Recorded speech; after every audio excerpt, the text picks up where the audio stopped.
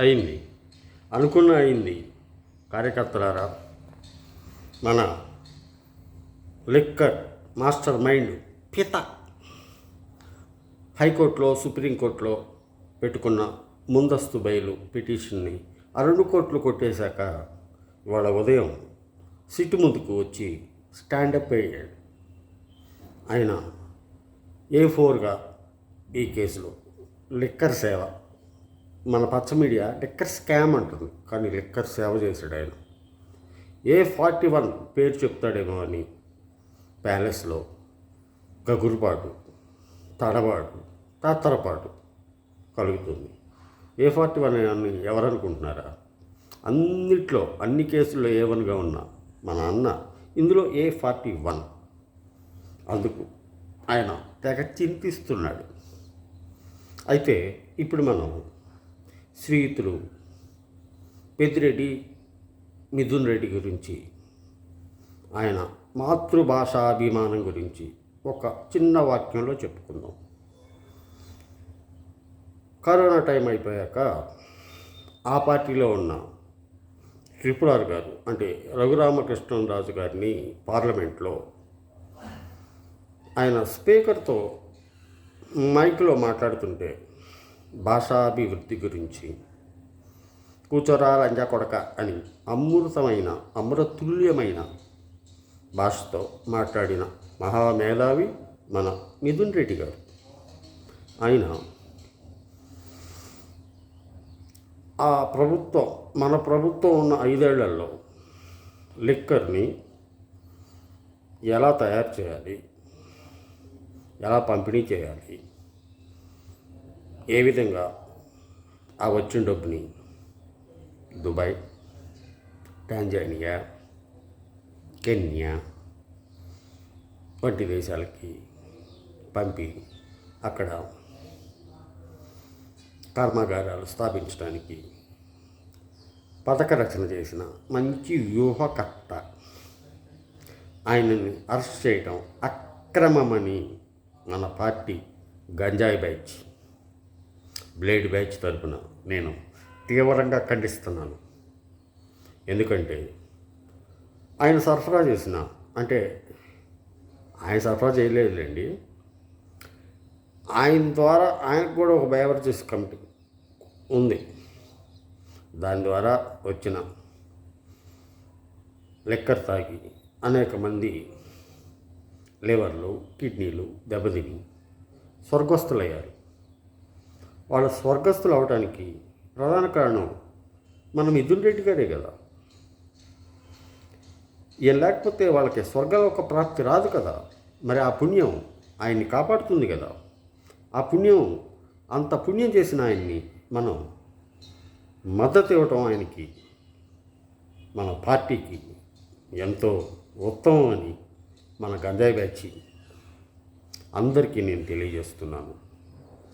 గత 4 గంటలుగా సిట్ అధికారుల ముందు ఆయన స్టాండ్ పై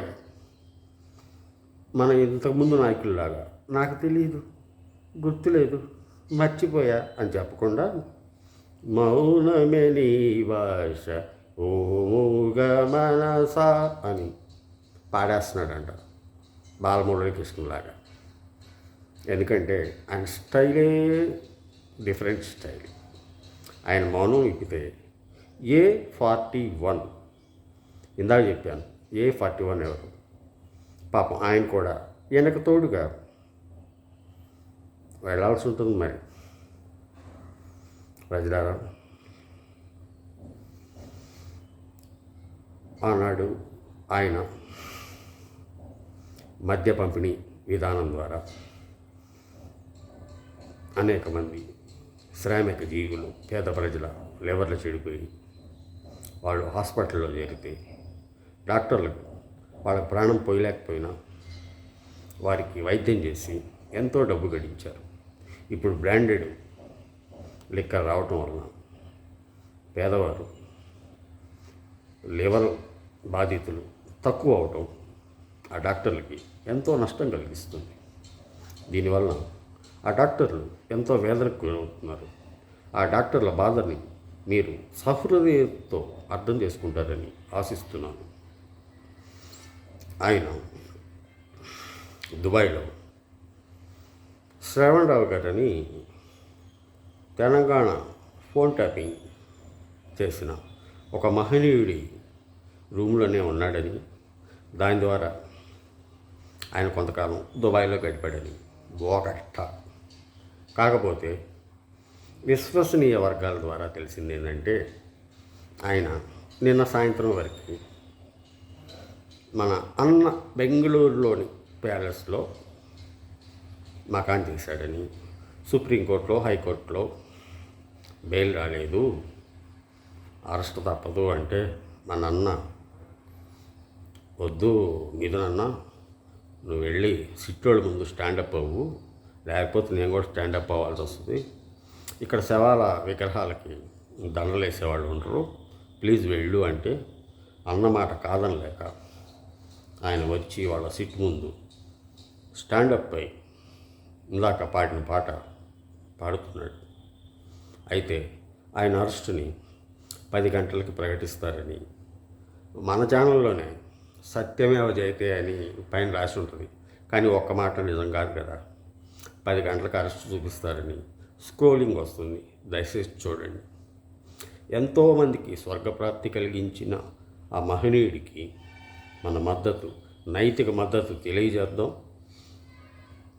ఆయన ఒకవేళ ఇవాళ 10 గంటలకి అరెస్టు పోలీసులు సిట్టు వారు ప్రకటిస్తే రప్ప రప్ప అని ఆయన చీకట్లో నిలబడి కన్నుకొడుతున్నాడు.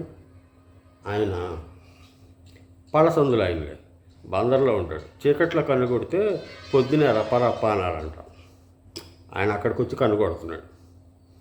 సిట్ అధికారులకే రప్ప రప్ప చూపిస్తాం, దమ్ముంటే మా మిథున్ రెడ్డిని అరెస్ట్ చేసుకోండి. ఇదే మా ఓపెన్ ఛాలెంజ్. జై రప్ప రప్ప, జై రప్ప రప్ప. మాతృభాషాభిమాని మిథున్ రెడ్డి జిందాబాద్. వాళ్ళ నాన్న పెద్దిరెడ్డి రామచంద్రారెడ్డి మదనపల్లి ఫైళ్ల దగ్ధం కేసులో ప్రధాన ముద్దాయి, ఆయన కూడా జిందాబాద్. రప్ప రప్ప అభిమానులను మరో వీడియోలో కలుద్దాం. బాయ్.